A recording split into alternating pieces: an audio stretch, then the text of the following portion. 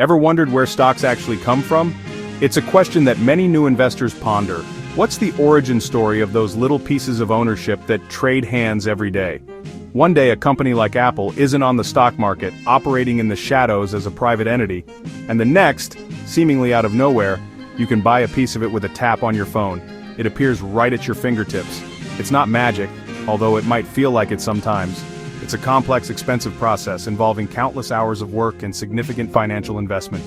It's a journey that turns a private idea, nurtured in secrecy, into a public company, accessible to investors worldwide. When a company goes public through an initial public offering, or IPO, it's trying to raise hundreds of millions, fueling its future growth and expansion. Sometimes billions in a single day, marking a pivotal moment in the company's history. Let's break down the journey step by step, from a simple idea scribbled on a napkin to a ticker symbol flashing on the New York Stock Exchange, a symbol of success and public validation.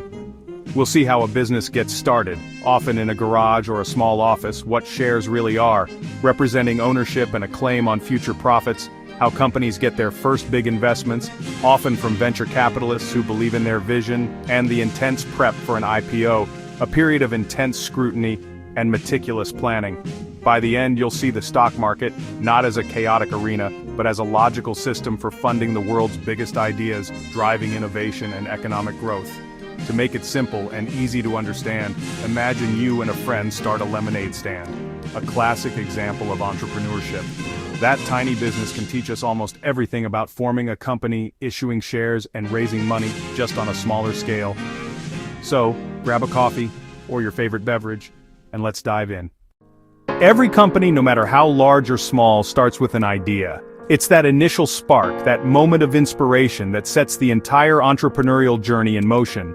But to become real, to transform from a mere concept into a tangible entity, it needs a legal foundation. This is where the formal process begins, laying the groundwork for everything that follows. Most founders choose to form a corporation, or an LLC, or limited liability company, as their initial structure. These are the most common and often the most advantageous options for startups. This involves creating a separate legal entity, distinct from the founders themselves. This separation is crucial, as it protects their personal assets from business liabilities and debts. It's like building a protective shield around their personal finances. Registering the company with the relevant authorities is like getting a birth certificate. It's the official recognition of its existence. This registration outlines the company's name, its specific business purpose, and details about its structure, including how many shares of stock can be issued. These are the fundamental building blocks of the company's identity. Next, and perhaps most importantly, the founders must decide who owns what percentage of the company. This is a critical conversation that sets the stage for future success and potential conflicts.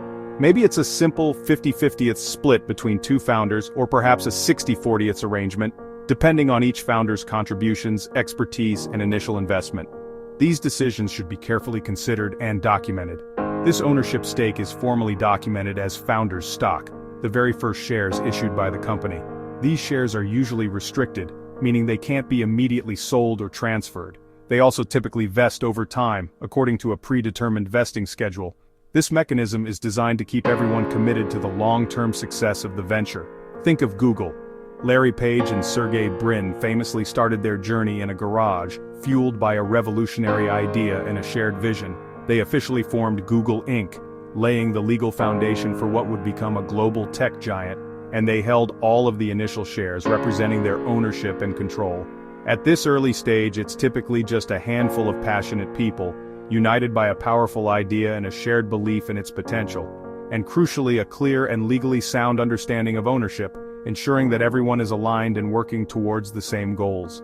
At this point, there are no outside investors involved, no publicly traded stock. It's a purely private endeavor. It's just the foundational structure, the essential building blocks upon which everything else will be built. Every publicly traded company, every multinational corporation starts right here with these fundamental steps. Private, small, and intensely focused on bringing their vision to life. The entrepreneurial journey begins with a simple legal filing, but it's fueled by a powerful vision and unwavering determination. With the company formed, it's time to understand shares' tiny slices of ownership. If a company authorizes 1,000,000 shares and you own one, you own 1/1,000,000th of the business. Shares let founders sell pieces of the company to raise money capital needed to grow, hire, and build. Most founders don't have millions, so they sell shares to investors who hope the company's value will rise. Back to our lemonade stand, you want to expand, but need $1,000. Your neighbor invests, and you give her 20% of the business by issuing new shares. This is how big companies like Facebook grew, selling shares to early investors to fund massive growth.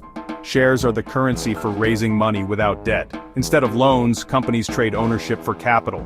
This trade-off is at the heart of venture capital and the stock market. Shares turn ideas into investable assets.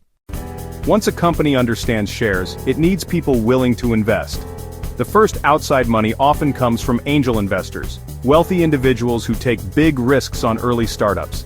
Angels might invest $25,000 or $100,000 for a small percentage of the company. If the company grows, it attracts venture capital firms, professional investors who put in millions during funding rounds like Series A or B.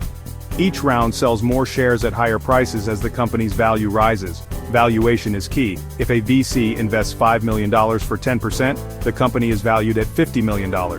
As milestones are hit, valuations climb, and new shares are sold at higher prices. Airbnb is a classic example, starting with small investments, then raising billions from VCs before going public.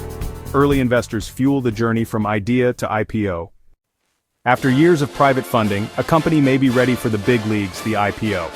An IPO is when a private company sells shares to the public for the first time, raising huge sums and letting early investors cash out. Preparing for an IPO is like training for the Olympics, complex, expensive, and time-consuming. The company hires investment banks as underwriters to guide the process, handle paperwork, and connect with big investors.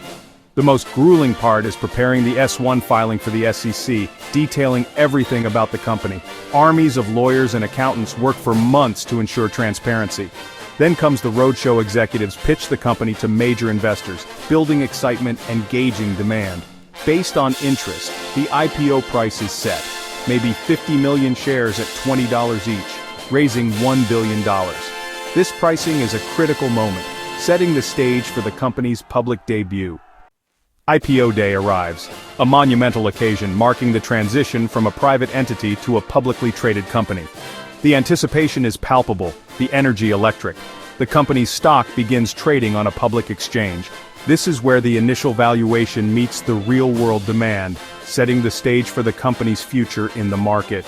The opening bell is more than just a sound, it's the starting gun for a new chapter. The night before, underwriters have already sold shares to big clients at the IPO price, meticulously allocating shares to institutional investors and key stakeholders, so the company's money is secured. This influx of capital provides the fuel for future growth, innovation, and expansion. It's a financial foundation upon which the company will build its public presence. The morning is ceremonial, a carefully orchestrated event designed to celebrate this significant milestone. Founders ring the opening bell, a symbolic gesture that resonates with the company's history and future aspirations, marking their arrival on the public stage.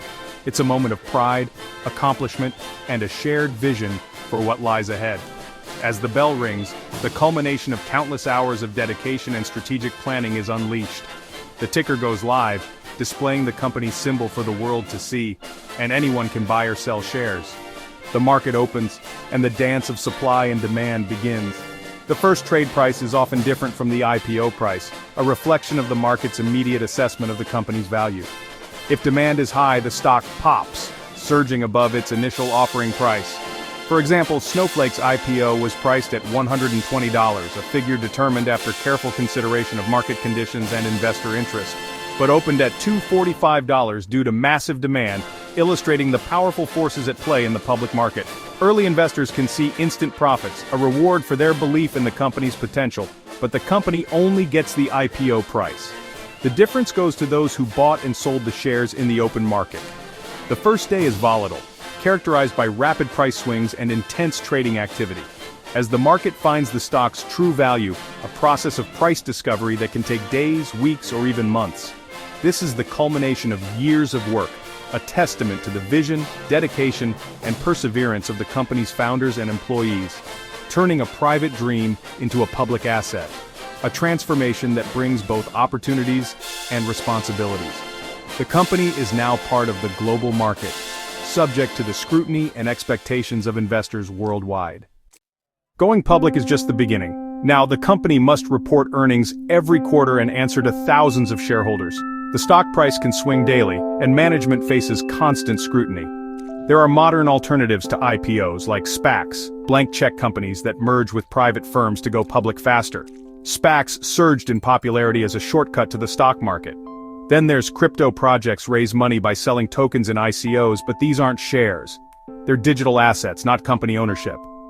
Crypto is still the Wild West compared to the regulated world of stocks. From a simple idea to a globally traded asset, creating a stock is a marathon that transforms dreams into public companies. Understanding this process demystifies the stock market and shows how it funds innovation and growth.